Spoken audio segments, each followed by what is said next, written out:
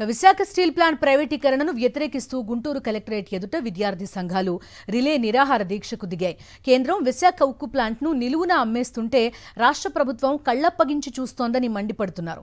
ఎన్నికల ముందు చంద్రబాబు, పవన్ కళ్యాణ్ ఒకలా మాట్లాడి ఇప్పుడు అధికారంలోకి వచ్చాక మాట మారుస్తున్నారని ఆగ్రహం వ్యక్తం చేస్తున్నారు. మరింత సమాచారం గుంటూరు నుంచి మా ప్రతినిధి అశోక్ అందిస్తారు.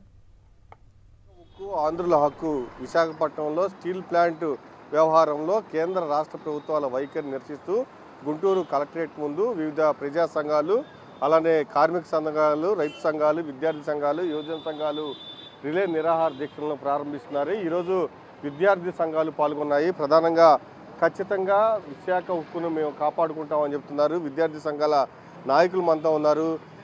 రాష్ట్ర ప్రభుత్వం అలానే కేంద్ర ప్రభుత్వం వైఖరి ఎలా ఉంది, మీరేం చెప్తారు ఈ ప్రభుత్వాలకి?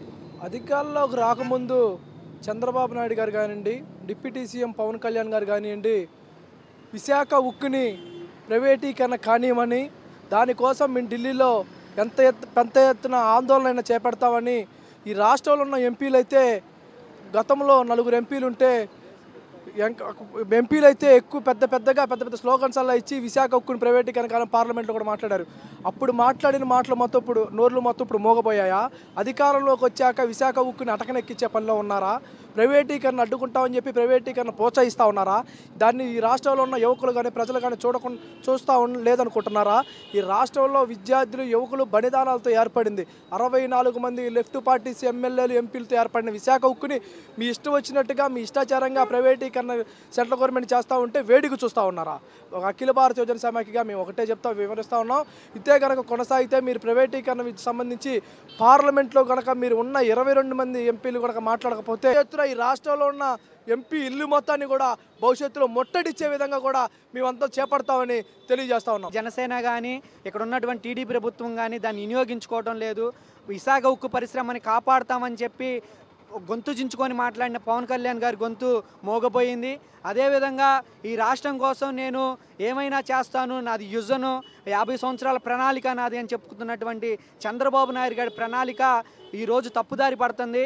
ఈయన మొన్న ప్రెస్ మీట్లో మాట్లాడుతున్నారు, లాభాలు రాకుండా నష్టాలు వస్తే ఎంతకాలం కొనసాగిస్తాం మనమైనా అని, కొన్ని త్యాగాలైనా చేయాల్సి వచ్చిందని ఇవన్నీ మాట్లాడుతున్నారు. గత 100 రోజుల క్రితం ఈ మాటలు గుర్తురాలేదా చంద్రబాబు నాయుడు గారు అని మేము అడుగుతున్నాం. ఆ రోజు ఎలక్షన్ క్యాంపెయిన్లో విశాఖ ఉక్కు పరిశ్రమని, అదేవిధంగా ప్రత్యేక హోదా అని చెప్పి లోకేష్ గారు రెడ్ బుక్లో సైతం స్టేజ్ల మీద అనౌన్స్ చేసుకుంటూ తిరిగారే. ఈరోజు మీ గొంతులు ఎందుకు మనకి ఎంపీలో ఉన్నా, మనం కేంద్రాన్ని శాసించే స్థాయిలో ఉన్నా ఎందుకు మీరు నోరు మెదపట్లేదు? మీ మీద ఎందుకు భయపడుతున్నారని చెప్పి ఈరోజు విద్యార్థి యువజన సంఘాలుగా మేము ప్రశ్నిస్తున్నాం.